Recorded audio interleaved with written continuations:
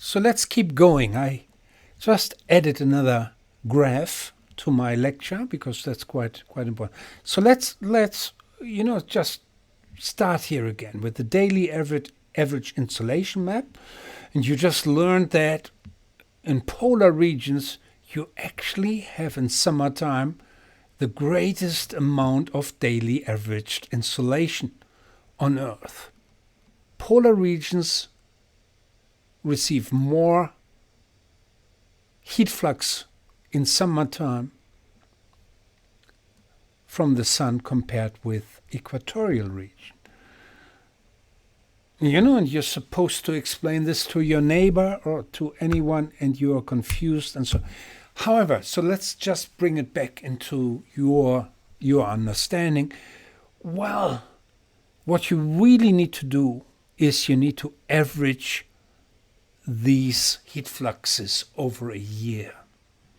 And then you really understand, well, how much heat flux does a region actually receive if you average out the seasons. And this is the figure that I added. It's also from the Hartmann book. And the big black line shows you the distribution of annual mean insolation from the South Pole to the North Pole. And indeed what you see is that the polar regions receive way less solar heat flux compared to the equatorial region if you average the heat flux over the seasons. Okay, if you average over the year. And the sharp contrast, if you don't do it, if you just look at the summertime, then you can see the sharp, increase in solar heat flux over a couple of months that you have.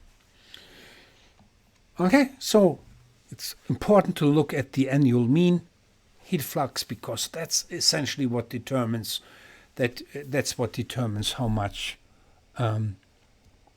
solar energy receives this ends up on the top of the atmosphere to start with.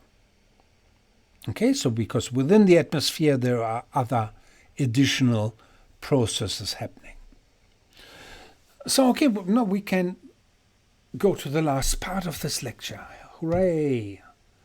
It's part C, the global average of insolation, and you want to know what's the global average? If you are now average over the globe, is that complicated to calculate this?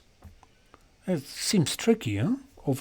Seems like maybe you need more cosine and sine function and all that stuff. Oops. Okay, let's have a look. It actually turns out to be very easy. And it's only one slide. The average insolation at the top of the atmosphere is a quarter of the solar constant, 342 watts per square meter. And it is exactly that. Global average of insolation. Okay, if you average out all locations, how do you do that? It's actually a very, very, very simple concept, and this is shown over by my head here. So we're talking about a sphere, okay, and the surface of a sphere, and the projection, which is a circle. Okay, so you have a circle versus a sphere. Okay, so you get the average insolation if you distribute the energy that you receive over that circle, if you distribute that over the sphere.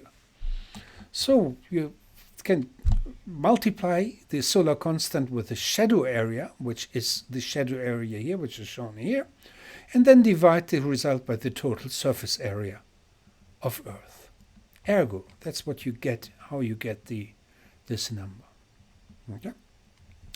If we now look at energy budgets, this is what we use. We always look at the annual average to determine heat fluxes.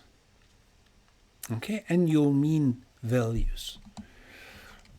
distributed over the entire Earth. We will do that when we discuss the greenhouse gas effect and stuff like this. We're using something. Sometimes you see 340 watts per square meter. Don't be too strict on it. It's sort of around that value that we use is the so-called average insolation at the top of the atmosphere. So some study questions. How constant is the solar constant? What are sunspots and how do they influence solar irradiance? Okay. Which factors control the distribution of insolation on Earth? Why is the global average of insolation much smaller, 4 times smaller than the solar constant?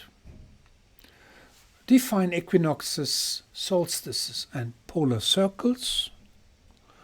Which regions on Earth experience the largest daily amount of insolation at top of the atmosphere?